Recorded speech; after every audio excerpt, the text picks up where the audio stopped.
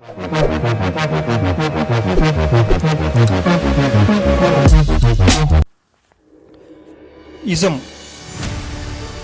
Naxalism, Maoism, feminism, regionalism, Hinduism, Muslimism.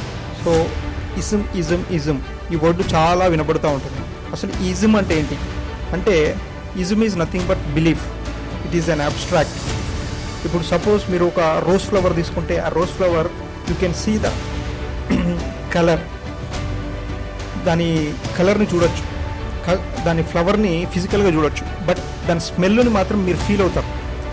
So ఏదైతే అది feel అవుతున్నారో, ఆ రోజ్ అనే ఫ్లవర్ ఒకటి ఇమాజిన్ చేసుకోగానే దాని స్మెల్ ఏదైతే మన మైండ్లోకి వస్తుందో, దట్ ఈజ్ ఇజం. నెక్స్ట్ ఏదైతే నమ్ముతున్నామో ఆ స్మెల్ని, లేకపోతే ఆ ఫ్లేవర్ని, ఆ ఫ్రాగ్మెంట్స్ని, దాన్ని ఇజం అంటున్నాం. ఓకేనా? సో ఇప్పుడు దానికి సంబంధించిందే ఇప్పుడు ఇంకొక ఇజం ఏంటి, today our topic is regionalism, ప్రాంతీయతత్వం. ఈ ప్రాంతీయత అంటే ఏంటి, ప్రాంతీయతత్వం అంటే ఏంటిదో చూద్దాం ఒకసారి. That is regionalism. ఇది యాక్చువల్గా Haryana cabinet nod for draft to reserve 75% jobs for locals. ఇది నిన్న పేపర్లో వచ్చింది. హర్యానా గవర్నమెంట్ ఏం చేసింది అంటే ఒక ఆర్డినెన్స్ పాస్ చేసింది. దాని ప్రకారం ఏంటి, ఎంప్లాయ్మెంట్ ఆఫ్ లోకల్స్, లోకల్లో ఉన్నటువంటి పీపుల్కి, ప్రజలకి ఎంప్లాయ్మెంట్ ఇవ్వడం జరుగుతుంది. అది 75% రిజర్వేషన్ ఇవ్వడం జరుగుతుంది. అది గవర్నమెంట్ సెక్టార్లో కాదు, ప్రైవేట్ సెక్టార్లోనే 75% రిజర్వేషన్ ఇవ్వడానికి ఆర్డినెన్స్ పాస్ చేయడం జరిగింది. అయితే దీనికి రీజనలిజంకి సంబంధం ఏంటి అంటే, ఇక్కడ మనకు స్పెసిఫిక్గా మెన్షన్ చేస్తాం ఏంటి, లోకల్స్కి మాత్రమే అని అన్నారు. అంటే బయట నుంచి వచ్చి మైగ్రేట్ వలస వచ్చిన వాళ్ళకి మాత్రం ఇది పనిచేయదు. 75% ఎంప్లాయ్మెంట్ మొత్తం కూడా ప్రైవేట్లో వాళ్ళకి మాత్రమే, ఆ ప్రాంతంలో ఉన్న వారికి మాత్రమే చెందాలి అని చెప్పేసి గవర్నమెంట్ ఆర్డినెన్స్ పాస్ చేసింది. ఇక్కడ salary should not be less than 50,000 per month. నెలకు 50,000 పెరగకుండా సాలరీ ఇచ్చేలాగా అక్కడ గవర్నమెంట్ ఒక ఆర్డినెన్స్ పాస్ చేయడం జరిగింది. ఓకే, అయితే మీరు ఇక్కడ చూస్తే అసలు ప్రాంతీయతత్వం అంటే ఏంటిది, మీరు ఇక్కడ చూస్తే loyalty or love towards the region, ఒక విధేయత, ఒక వినయం, ఒక ప్రేమ, ఒక మీరు ఉండే అటువంటి ప్రాంతం పైన కలిగి ఉండడాన్ని ప్రాంతీయతత్వం లేదా రీజనలిజం అంటారు. అయితే భారతదేశంలో ఉన్న ప్రజలందరూ కూడా డిఫరెంట్ వేరే వేరే ప్రాంతాల్లో వారి ప్రాంతాన్ని అభిమానిస్తూ ఆ ప్రాంతం పైన గర్వంగా ఫీల్ అవుతూ ఉంటారు. సో ఇక్కడ ఫర్ ఎగ్జాంపుల్ ఒకవేళ కనుక చూస్తుంటే, కొంతమంది మహారాష్ట్రకు సంబంధించిన వాళ్ళు ఉంటారు, తర్వాత వాళ్ళు మరాఠీ, మా ప్రాంతం అంతా కూడా మరాఠీ ప్రాంతం అని, అందులో ఎస్పెషల్లీ విదర్భ ప్రాంతం వాళ్ళు విదర్భ ప్రాంతం అని, తెలంగాణ, ఆంధ్ర, తమిళనాడు, ఇట్లా ఒక్కొక్క ప్రాంతంలో ఉన్న వాళ్ళు ఒక్కొక్క ప్రాంతానికి సంబంధించి ఒక గర్వాన్ని, ఒక విధేయతని, ఒక ప్రేమని చూపించుకుంటూ ఉంటారు. సో దాన్నే మనం ఏమంటున్నాం, రీజనలిజం అంటున్నాం. ఓకే, సో అయితే దీనివల్ల మనకి వీఆర్ ప్రమోటింగ్ ద బ్రదర్హుడ్, అంటే సోదరత్వాన్ని మనం ప్రమోట్ చేస్తున్నాం. ఇప్పుడు మన వాళ్ళు, వీళ్ళంతా మనకు సంబంధించిన వాళ్ళు, ఈ ప్రాంతం వాళ్ళంతా అని ఫీల్ అవుతూ ఉంటారు. అది interest of one region versus other region. ఇది తర్వాత ఎక్స్ప్లెయిన్ చేస్తాం. తర్వాత promoting the national building. So ఇట్లా ఒక్కొక్క ప్రాంతం వాళ్ళు అందరూ కూడా కలిసి ఉండడం వల్ల ఏమవుతుంది, ఇండైరెక్ట్గా ఒక దేశాన్ని కూడా నేషన్గా, జాతీయంగా కూడా డెవలప్ అవ్వడం, బిల్డింగ్ అవ్వడం, నిర్మాణించుకోవడం జరుగుతుంది. తర్వాత key decisive forces such as communalism అవే. సో దీనివల్ల ఏమవుతుంది, ఇప్పుడు ఈ ప్రాంతంలో ఉన్న వాళ్ళంతా కూడా ఆ ప్రాంతానికి సంబంధించి ఒక అభిమానాన్ని చూపిస్తున్నప్పుడు కమ్యూనలిజం అనేది వెళ్ళిపోతుంది. ఓకేనా? సో దాన్ని మనం ప్రాళదోలవచ్చు.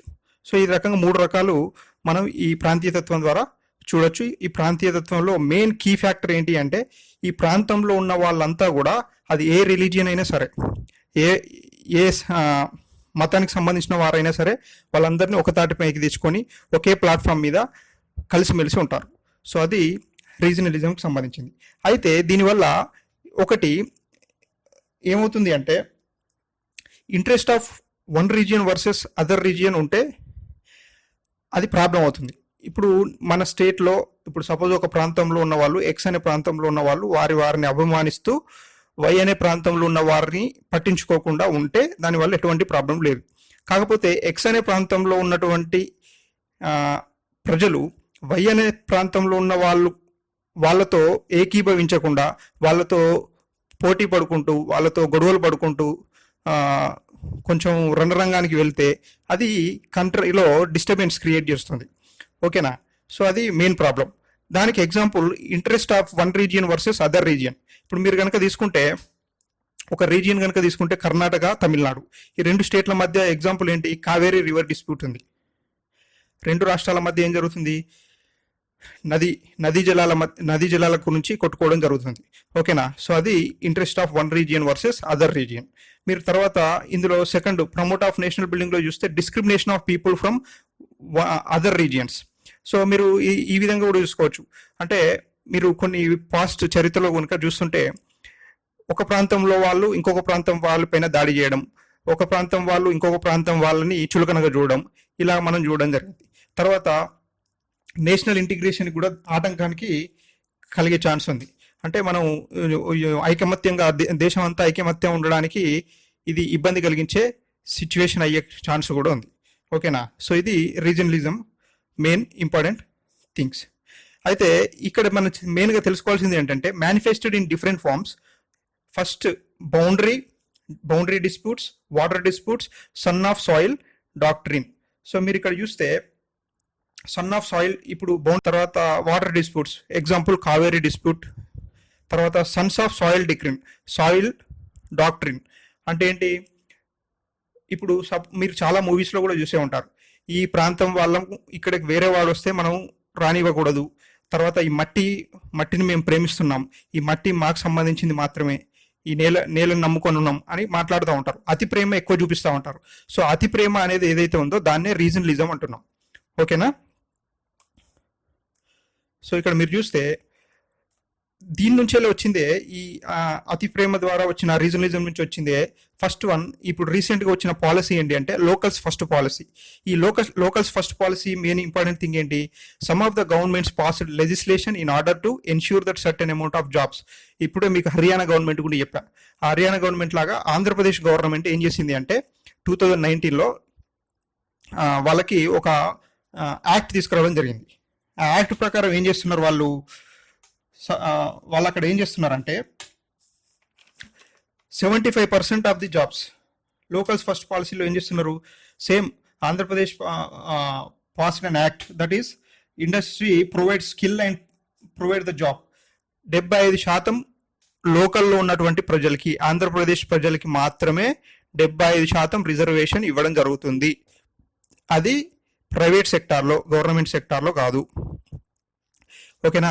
ఇప్పుడు ఇక్కడ ఇది లోకల్స్ ఫస్ట్ పాలసీ.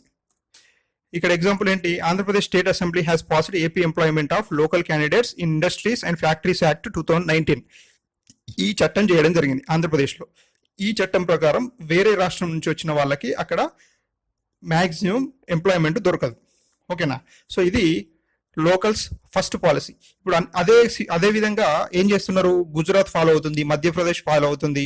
ఇప్పుడు కర్ణాటకలో కూడా మీకు ఒక కమిటీ వేయడం జరిగింది. ఆ కమిటీలో మీకు మెయిన్గా సరోజిని మహేషి అని ఈమె హెడెడ్ బై సరోజిని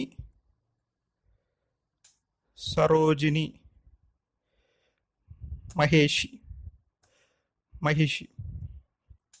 ఈమె ఏం రిపోర్ట్ ఇచ్చింది ఆ కమిటీలో అంటే, కర్ణాటకలో కూడా లోకల్ వాళ్ళకి ఫస్ట్ ప్రిఫరెన్స్ ఇవ్వాలి, అది 70-75% రిజర్వేషన్ ఇవ్వాలని చెప్పేసి ఈమె అక్కడ రిపోర్ట్ సబ్మిట్ చేయడం జరిగింది. ఓకేనా? సేమ్ ఇట్లాగా అన్ని ప్రాంతాలలో కూడా ఈ విధంగానే డెవలప్ అవడం జరుగుతుంది. అయితే ఇది ఎక్కువ అయితే ప్రాబ్లం అవుతుందా లేకపోతే బెనిఫిట్ అవుతుందా అన్నది ఒకసారి చూద్దాం. లోకల్స్ ఫస్ట్ పాలసీ కనుక తీసుకుంటే, లోకల్స్ ఫస్ట్ పాలసీలో ఫస్ట్ వన్ రీజన్స్ కనుక తీసుకుంటే, రీజన్స్లో ఏమున్నాయి మనకు?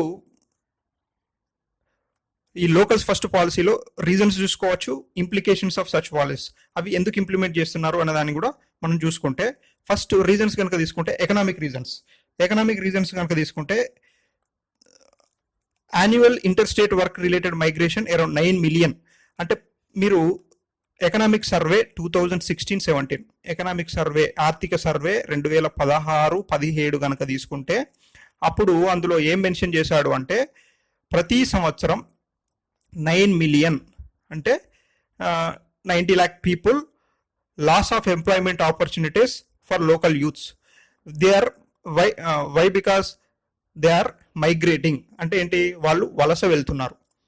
90 లక్షల మంది ఇంటర్ స్టేట్ మైగ్రేషన్ జరుగుతుంది, అంటే ఒక రాష్ట్రం నుంచి ఇంకో రాష్ట్రంలోకి 90 లక్షల మంది వలస వెళ్ళడం జరుగుతుంది ప్రతి సంవత్సరం.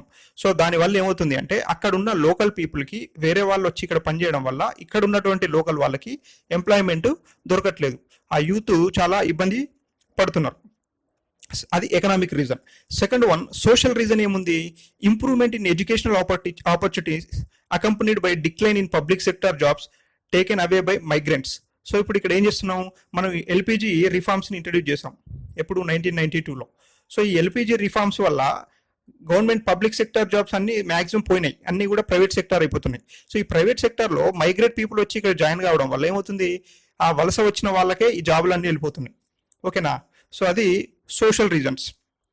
తర్వాత అక్కడ ఇంకోటి ఏం జరుగుతుంది, అక్కడ చదువుకున్న వాళ్ళంతా కూడా నిరుద్యోగం ఎక్కువైపోతుంది. ఇప్పుడు ఆ లోకల్లో నాన్ లోకల్ వాళ్ళు వచ్చి అక్కడ స్థిరపడి అక్కడ జాబులు చేయడం వల్ల వాళ్ళు తక్కువ ఖర్చుకి తక్కువ సాలరీకే జాబ్ చేస్తున్నారు. సో అలాంటప్పుడు ఈ లోకల్లో ఉన్న వాళ్ళకి ఏం జరుగుతుంది, అన్ఎంప్లాయ్మెంట్ ఎక్కువ అవుతుంది, అంటే నిరుద్యోగం ఎక్కువ అవుతుంది. ఓకేనా, సో ఇప్పుడు వీళ్ళలో ఏమవుతుంది అంటే సాంఘికంగా, ఓకేనా, సామాజికంగా ఏమవుతుంది, లోకల్లో ఉన్న వాళ్ళకి ఒక కోపం రావడం జరుగుతుంది. వాళ్ళు ఏం చేస్తున్నారు, వేరే వాళ్ళు వచ్చి ఇక్కడ జాయిన్ కావడం వల్ల నార్త్ వాళ్ళు సౌత్ వాళ్ళు వచ్చి జాయిన్ అయ్యారు అనుకోండి, అప్పుడు ఏం జరుగుతుంది, వీళ్ళు మన కల్చర్ని, మన ఐడెంటిటీ, మన లాంగ్వేజ్ని, మన వాల్యూస్ని వీళ్ళు అంతా నాశనం చేస్తున్నారని చెప్పేసి అక్కడ కొంచెం ఉద్యమం జరుగుతుంది. దానికే ఎగ్జాంపుల్ ఏంటి, మీకు నాన్ హిందీ మూవ్మెంట్ అనేది ఒకటి రావడం జరిగింది సౌత్లో. హిందీ మాట్లాడకూడదు, అది మనకు సంబంధించింది కాదు అని ఇట్లాంటి కొన్ని మూవ్మెంట్స్ జరుగుతున్నాయి. మీరు బాంబే తీసుకుంటే బాంబేలో కూడా ఎక్కువ నాన్ లోకల్స్ వచ్చి అక్కడ స్థిరపడి అక్కడ జాబులు చేస్తున్నారు. సో అక్కడ బాంబేలో ఉన్న లోకల్ వాళ్ళు ఏం చేస్తున్నారు, ఇదంతా కూడా నాన్ లోకల్ వాళ్ళు రావడం వల్ల మాకు ఇక్కడ ఎంప్లాయ్మెంట్ దొరకట్లేదు అని అక్కడ కూడా కొంచెం ఉద్యమం చేయడం స్టార్ట్ అయింది. సో ఇలా సోషల్ రీజన్స్ అంటే సామాజికంగా కూడా కారణాలు ఉన్నాయి. తర్వాత పొలిటికల్ రీజన్స్ ఏంటి, స్ట్రాంగ్ సన్స్ ఆఫ్ సాయిల్. ఇంతకుముందే చెప్పుకున్నాను, వీళ్ళు పొలిటీషియన్స్ ఏం చేస్తారు అంటే రాజకీయ నాయకులు ఏం చేస్తారు, వీళ్ళు రెచ్చగొడతారు, ఇది మన భూమి, మనకు సంబంధించిందే, మనం మాత్రమే దీన్ని అనుభవించాలి, వేరే వాడు వచ్చి ఇక్కడ ఉండడం ఏంటి, అలా వాళ్ళు దీనిపైన ఒక ఉద్యమాన్ని తీసుకురావడం జరుగుతుంది. సో యాంటీ మైగ్రెంట్ సెంటిమెంట్ తీసుకురావడం జరుగుతుంది, అంటే వలసదారులని ఇక్కడ నుంచి పంపించేయాలి. ఇప్పుడు సపోజ్ ఎగ్జాంపుల్ ట్రంప్ ఉన్నాడు, ట్రంప్ ఇప్పుడు ఇండియన్స్ని లేకపోతే వేరే కంట్రీ వాళ్ళని అందరినీ కూడా బయటికి పంపించాలని చెప్పేసి చెప్తున్నాడు. అది పొలిటికల్ రీజన్.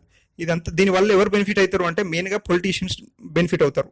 వాళ్ళ ఓట్ బ్యాంకింగ్ కోసం, వాళ్ళ యొక్క పొలిటికల్ పార్టీస్ని పవర్స్లోకి తెచ్చుకోవడం కోసం ఇవన్నీ కూడా స్ట్రాటజీస్ ప్లే చేస్తూ ఉంటారు. ఓకేనా, సో ఇది పొలిటికల్ సంబంధించిన కారణాలు. తర్వాత వీటిని ఇంప్లికేషన్స్ ఎట్లా చేస్తారు ఈ పాలసీస్ని అంటే, లోకల్స్ ఫస్ట్ పాలసీని మీరు చూస్తే వయోలేషన్ ఆఫ్ కాన్స్టిట్యూషనల్ ప్రొవిజన్. ఇప్పుడు కొంతమంది దీనిపైన ఎక్స్పర్ట్స్ కూర్చున్నారు, పొలిటికల్ ఎక్స్పర్ట్స్ కూర్చొని దాని గురించి ఏం చెప్పారు అంటే, ఈ రీజనలిజం వల్ల ఏమవుతుంది అంటే దీన్ని తీసుకెళ్లి కోర్టులో కనుక పెడితే ఇది న్యాయ సంబంధంగా నిలబడలేదు, ఇది నిలదొక్కుకోలేదు. ఇప్పుడు ఈ రిజర్వేషన్ ఉంది, 75% రిజర్వేషన్ ఉంది, అలాంటి రిజర్వేషన్ని మనం కోర్టులో వేసేస్తే అది నిలబడలేదు అని చెప్పేసి కొంతమంది చెప్పడం జరిగింది. అది మన రాజ్యాంగానికి ప్రతికూలంగా ఉంది అని చెప్పేసి చెప్పడం జరిగింది. ఓకేనా, దానికి సంబంధించింది ఏం చెప్తున్నాడు ఇక్కడ, ఫస్ట్ వన్ ఆర్టికల్ 16 ఏంటిది, equality of opportunities for all the citizens, no discrimination on grounds of place of birth or residence. అంటే ఆర్టికల్ 16 రాజ్యాంగంలో ఏం చెప్తుంది అంటే, ఇంకొకరి వ్యక్తి పట్ల మనం ఏంటిది డిస్క్రిమినేట్ చేయకూడదు, వాళ్ళని వివక్షగా చూడకూడదు. On the grounds of place of birth అంటే వాళ్ళు పుట్టిన ప్రదేశాన్ని బట్టి కానీ వాళ్ళు ఉంటున్న నివాసాన్ని బట్టి కానీ మనం అగనెస్ట్గా మాట్లాడకూడదు అని, ఇది ఫండమెంటల్ రైట్, ప్రాథమిక హక్కు, అది చెప్పడం జరిగింది. తర్వాత ఆర్టికల్ 14 ఏం చెప్తుంది, మనం అందరినీ, భారతదేశంలో ఉన్న వాళ్ళందరినీ సమానంగా చూడాలి. ఓకేనా, రైట్ టు ఈక్వాలిటీ అని చెప్పడం జరిగింది. ఈ ఆర్టికల్ 16లోనే the discrimination against on the grounds of religion, మతపరంగా, place, caste, sex, descent, place of birth, residence, so ఇలా ఈ ఫ్యాక్టర్స్లో అన్నిట్లో కూడా మనం వివక్షత చూపకుండా ఉండాలి అని చెప్పేసి చెప్పడం జరుగుతుంది. ఆర్టికల్ 19(1)(g) ఇదేం చెప్తుంది? Right to practice any profession. మీరు ఎక్కడైనా ఇండియాలో ఏమైనా చేసుకోవచ్చు, అంటే ప్రొఫెషన్ ఏదైనా చేసుకోవచ్చు అని చెప్పేసి right to practice any profession అని చెప్పడం జరిగింది. అయితే ఈ లోకల్స్ ఫస్ట్ పాలసీ ఇప్పుడు ఇదేమైంది? ఫండమెంటల్ రైట్స్కి, అంటే ప్రాథమిక హక్కులకి అగెనిస్ట్గా వెళ్తుంది, అంటే విరుద్ధంగా వెళ్తుంది అని కొంతమంది ఎక్స్పర్ట్స్ చెప్పడం జరుగుతుంది. ఓకేనా? అయితే దీనికి మనం ఎగ్జాంపుల్ కనుక చూస్తే, దీనికి సంబంధించి ఒకసారి కోర్టులో కేసు వేయడం జరిగింది. అప్పుడు Pradeep Jain versus union of India, so ఈ ప్రదీప్ జైన్ వర్సెస్ అంటే సెంట్రల్ గవర్నమెంట్ మధ్యలో కేసు నడిచింది. అక్కడ సుప్రీంకోర్టు ఏం చెప్పింది అంటే, తీర్మానం ఏమిచ్చింది అంటే judgement, state entitle to provide reservation to local youths in educational institutions. అంటే మనం చదువుకునేటువంటి విద్యాపరమైనటువంటి సంస్థలలో లోకల్లో ఉన్న యూత్కి రిజర్వేషన్ ఇవ్వచ్చు అని చెప్పేసి చెప్పడం జరిగింది. అయితే దీన్ని బేస్ చేసుకొని ఇప్పుడు ఉన్నటువంటి పొలిటీషియన్స్, మనం ఇప్పుడు రాజకీయ నాయకులు ఏం చేస్తున్నారు, ఇది జాబ్లకు కూడా, ఎంప్లాయ్మెంట్కి కూడా వర్తిస్తుంది, లోకల్ వాళ్ళకి ఇవ్వచ్చు అని చెప్పేసి లోకల్లో ఉన్నటువంటి పీపుల్కి ఎంప్లాయ్మెంట్ 75% ఇవ్వడానికి మిగతా రాష్ట్రాల వాళ్ళు మొగ్గు చూపడం జరిగింది. దానికి కొన్ని ఆర్డినెన్స్లు, యాక్ట్లు తీసుకురావడం జరిగింది. అయితే ఇక్కడ సుప్రీంకోర్టు ఇంకొకటి చెప్పింది. Supreme Court has given ruling whether state government can provide reservation to the local youth in the educational institutions. This is similar to locals first policy here providing employment in local. మీకు అదే లోకల్కి employment provide చేస్తున్నారని చెప్పేసి చెప్పాను. Supreme court observe చేసింది ఏంటి అంటే, government should provide special fund. Government ఏం చేయాలి? ఒక స్పెషల్ ఫండ్ ప్రొవైడ్ చేయాలి. ఈ స్పెషల్ ఫండ్ ప్రొవైడ్ చేసి ఏం చేయాలి? అది ఈ ఎడ్యుకేషనల్ ఇన్స్టిట్యూషన్స్కి ఖర్చు పెట్టాలి, అంటే విద్య సంబంధమైనటువంటి సంస్థలకి ఖర్చు పెట్టాలి. దాంట్లో ఈ లోకల్లో ఉన్నటువంటి యూత్కి రిజర్వేషన్ కొంత కల్పించాలి, వాళ్ళని తీసుకోవాలని చెప్పేసి చెప్పడం జరిగింది. అదేవిధంగా సుప్రీంకోర్టు ఏం చెప్పింది? ఒక పాలసీ ఫ్రేమ్వర్క్ చేయాలని చెప్పింది, అంటే ఒక పాలసీని తయారు చేయాలని చెప్పింది. లేకపోతే అది ఏమవుతుంది? పాలసీ కనుక ఫ్రేమ్ చేయకపోతే it would lead to fragmentation of the country, అంటే దేశం ఫ్రాగ్మెంట్ అవుతుంది, కొంచెం విడిపోయడానికి ఛాన్స్ ఉంది, ఆర్థిక పరంగా, సామాజికంగా. ఓకేనా? రాజకీయంగా కాదు, ఆర్థిక పరంగా కానీ సామాజిక పరంగా కానీ విడిపోయే ఛాన్స్ ఉంది. అది ఎలా జరుగుతుంది అన్నది నేను మీకు ఇప్పుడు ఎక్స్ప్లెయిన్ చేస్తాను. ఓకేనా? సుప్రీంకోర్టు ఈ రకంగా జడ్జిమెంట్ ఇచ్చింది. తర్వాత మీరు ఇంకోటి కనుక తీసుకుంటే, ఇప్పుడు స్టేట్ గవర్నమెంట్ ఏం చేస్తున్నాయి? సపోజ్ లోకల్ పీపుల్ని తీసుకున్నారు. లోకల్ పీపుల్ని తీసుకుంటే అక్కడ వాళ్ళకి స్కిల్స్ ఉండవు. ఇప్పుడు ప్రైవేట్ ఇండస్ట్రీస్ వస్తాయి, మీకు అదే ఎక్స్ప్లెయిన్ చేస్తే. ఇప్పుడు ఇంప్లికేషన్స్ ఎలా ఉంటాయంటే, ఎకనామిక్ ఫ్యాక్టర్లో కనుక చూసుకుంటే, ఇప్పుడు లోకల్ పీపుల్ని తీసుకుంటే లోకల్ పీపుల్కి స్కిల్స్ ఉండవు. ఎగ్జాంపుల్, ఓకేనా, వాళ్ళు హై ఎడ్యుకేటెడ్ అనుకోండి, వాళ్ళు సాలరీ ఎక్కువ డిమాండ్ చేస్తున్నారు అనుకోండి, అప్పుడు ఏం చేస్తారు? ఇప్పుడు బిజినెస్ ఒకడు వేరే దగ్గర నుంచి వచ్చి ఇన్వెస్ట్ చేశాడు అంటే వాడికి ఏం కావాలి? ఈజ్ బిజినెస్ కావాలి, అంటే సులభంగా బిజినెస్ అయిపోవాలి, వాడికి పనులు అయిపోవాలి. సో ఇప్పుడు ఇక్కడ వీడు లోకల్ పీపుల్ పెట్టుకొని వాళ్ళకి ట్రైనింగ్ ఇచ్చి వాళ్ళకి సాలరీస్ ఎక్కువ ఇచ్చి పెట్టుకోవాలంటే అక్కడ ఏమవుతుంది? ప్రాబ్లం అవుతుంది. అక్కడ ఇన్వెస్టర్స్ రారు. సో డబ్బులు రావాల్సిన పెట్టుబడులు అన్నీ కూడా ఏమవుతాయి? వేరే దగ్గరికి వెళ్ళిపోతాయి. సో పెట్టుబడి అన్నీ కూడా వెళ్ళిపోతే ఎవరికి లాస్ అవుతుంది? స్టేట్ గవర్నమెంట్కి లాస్ అవుతుంది. సో అది ఒకటి ఎకనామికల్గా ఫస్ట్ పాయింట్. ఓకే, తర్వాత ఇక్కడ ఎకనామిక్ ఇంకా చూస్తే, discussed private sector investment and harm economic interest of the state. So ఇప్పుడు అదే చెప్పాను, ప్రైవేట్ సెక్టర్ ఇన్వెస్ట్మెంట్ వల్ల అక్కడ స్కిల్స్ లేకపోవడం వల్ల యూత్కి ఒకవేళ స్కిల్స్ లేకపోతే అది ప్రాబ్లం అయ్యే ఛాన్స్ ఉంది. అదే వేరే దగ్గర నుంచి చీప్గా లేబర్ దొరికారనుకోండి ప్రైవేట్ సెక్టర్లో పనిచేయడానికి, వాడు పెట్టుకుంటాడు, వాళ్ళకి ట్రైనింగ్ ఇస్తాడు, చేసుకుంటాడు. వాడికి కావాల్సింది ఏంటి? ప్రాఫిట్ కావాలి, అప్పుడు ఇన్వెస్ట్ చేస్తాడు. ఓకేనా? తర్వాత make it difficult for India reap demographic dividend. So demographic dividend అంటే ఏంటి? ఇక్కడ మీకు ఎక్స్ప్లెయిన్ చేస్తాను. సో ఇప్పుడు సపోజ్ ఈజ్ ఆఫ్ డూయింగ్ బిజినెస్లో with local people and private sector they will lead to increase lower caste. వాళ్ళు తక్కువ ఖర్చుకే తక్కువ జీతాలకే పనిచేస్తూ ఉంటారు. ఫైనల్లీ అది ఎండ్ అయిపోతుంది. అయితే మీరు ఇక్కడ ఏజ్ ఫ్యాక్టర్ కనుక తీసుకుంటే మన ఇండియాలో ఎకనామిక్ సర్వే ప్రకారం, ఆర్థిక సర్వే ప్రకారం, ఓకే, సో సారీ, ఏజ్ 20 నుంచి 59 వరకు, 20 సంవత్సరాల నుంచి 59 సంవత్సరాల వరకు ఉన్న ఏజ్ గ్రూపు పని చేయడానికి సామర్థ్యం కలిగిన వాళ్ళు. యునైటెడ్ నేషన్ వాళ్ళది వేరే రకం ఉంది, అది 14 ఇయర్స్ నుంచి కనుక తీసుకున్నారు వాళ్ళు, 14 to 65 ఐ థింక్. ఓకే, ఇది డెమోగ్రాఫిక్ డివిడెండ్ అనేది ఎకనామిక్ గ్రోత్ పొటెన్షియల్. అది అంటే ఒక ఏజ్ పనిచేస్తూ ఉంటే, ఏజ్ గ్రూప్ పనిచేస్తూ ఉంటే ఎకనామిక్గా ఎంత డెవలప్ అవుతుంది. సో అది ఫ్యాక్టర్స్ తీసుకొని చేస్తారు. సో ఇక్కడ ఈ డివిడెంట్, డెమోగ్రాఫిక్ డివిడెంట్ వల్ల ఏమవుతుంది, 2011లో ఏజ్ 20 నుంచి 59 మధ్యలో ఉన్న వాళ్ళు ఇండియాలో ఎంత ఉన్నారు అంటే 50% ఉన్నారు ఈ సెన్సెస్ ప్రకారం. ఓకే, ఆ జనాభా ప్రకారం 50% ఉన్నారు ఇండియాలో.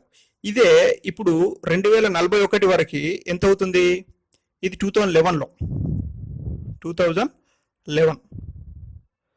ఓకే, అదే 2041 వరకు తీసుకుంటే ఇదే పాపులేషన్ బిట్వీన్ 20 సంవత్సరాల నుంచి 59 సంవత్సరాల మధ్య వయసున్న జనాభా ఎంత అవుతుంది అంటే 59% అవుతుంది.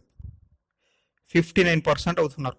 అంటే పని చేయడానికి సామర్థ్యం కలిగిన యువత లేదా సామర్థ్యం కలిగిన ప్రజలు ఎక్కువైతున్నారు, పెరుగుతున్నారు. 59% అవుతున్నారు ఈ 3 శతాబ్దాలలో. ఓకేనా.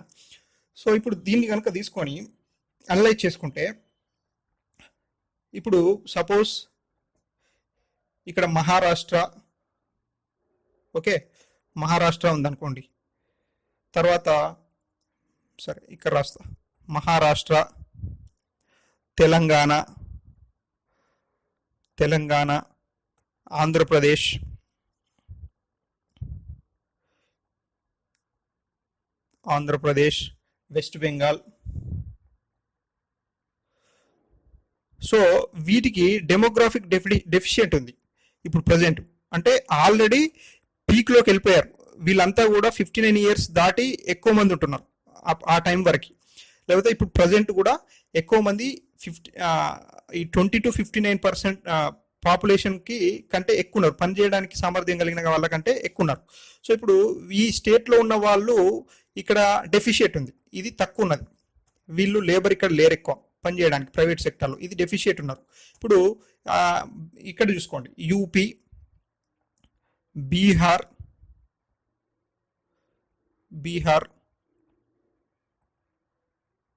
తర్వాత మీకు రాజస్థాన్,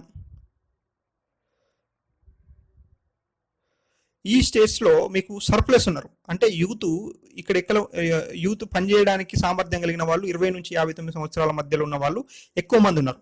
సో ఇక్కడ లేబర్ దొరకట్లేదు మన దగ్గర. అందుకే వీళ్ళు ఈ సర్ప్లస్ ఉన్న వాళ్ళు ఏమవుతున్నారు, ఈ డెఫిషియట్ ఉన్న దగ్గరికి వస్తున్నారు, అంటే లోటు ఉన్న దగ్గరికి వస్తున్నారు.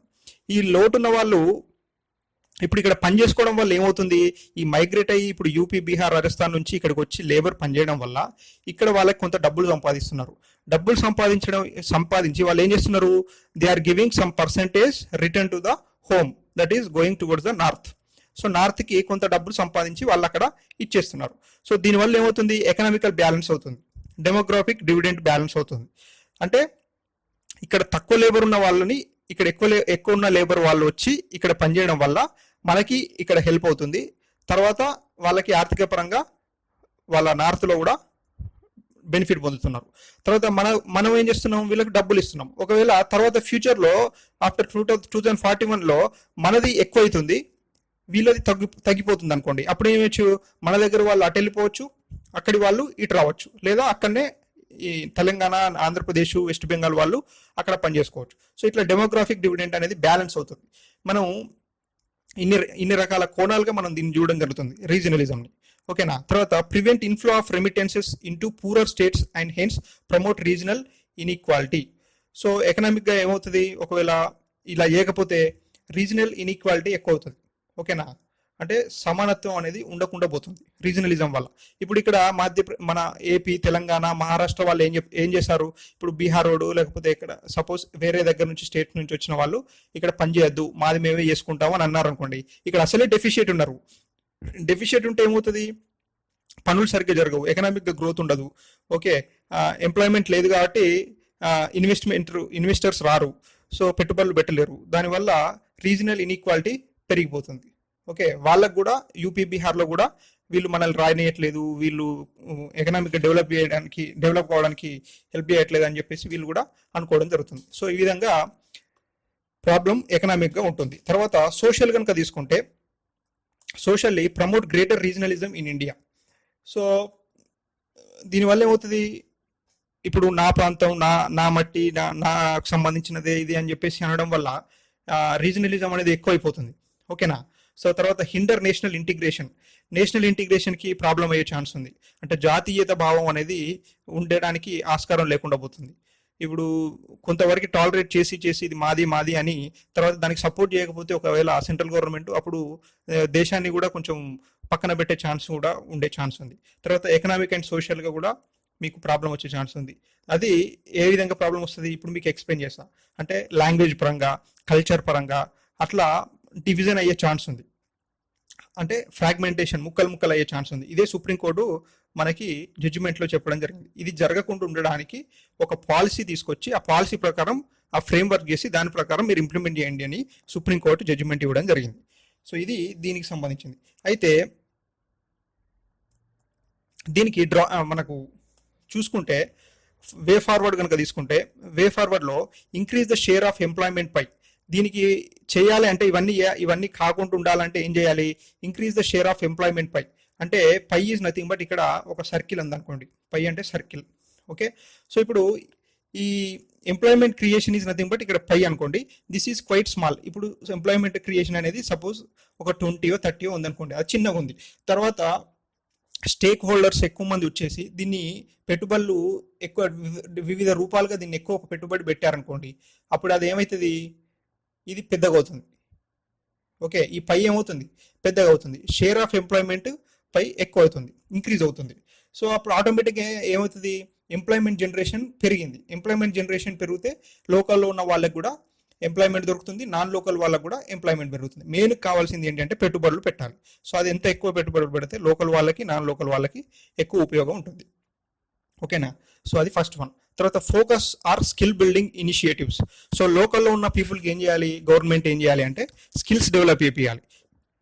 ఒక ఇండస్ట్రీ పెడుతున్నారంటే ఆ ఇండస్ట్రీకి సంబంధించిన స్కిల్స్ అన్ని కూడా నేర్పించడానికి గవర్నమెంట్ ఇనిషియేషన్ తీసుకోవాలి. తర్వాత spirit of cooperative and competitive federalism. Government ఏం చేయాలి అంటే చీటికి మాటికి పక్క స్టేట్ వాళ్ళని లేకపోతే పక్క రీజియన్ వాళ్ళ మీద పొలిటికల్గా మనం బెనిఫిట్ పొందడం కోసం అగెనిస్ట్గా మాట్లాడడం అట్లాంటివి కాకుండా కోఆపరేటివ్ ఫెడరలిజం అంటే మన భారతదేశం అనేది ఫెడరల్ కంట్రీ.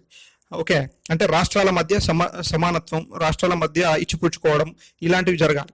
సో దానికి సంబంధించిన స్పిరిట్ మనం డెవలప్ చేయాలి. సో ఇలాంటివన్నీ చేసుకుంటూ పోతే ఈ రీజనలిజం వల్ల పెద్ద ప్రాబ్లం ఉండదు. లేకపోతే ఈ రీజనలిజం వల్ల ఏమవుతుంది, ఎకనామిక్గా, సోషల్గా రెండు రకాలుగా లాస్ అయ్యే ఛాన్స్ ఉంది. ఆర్థికంగా, సామాజికంగా ప్రజలు లాస్ అవుతారు, పొలిటికల్గా మాత్రం బాగుంటుంది. ఓకేనా. సో ఇది ఈ రీజనలిజంకి సంబంధించిన ఇన్ఫర్మేషన్.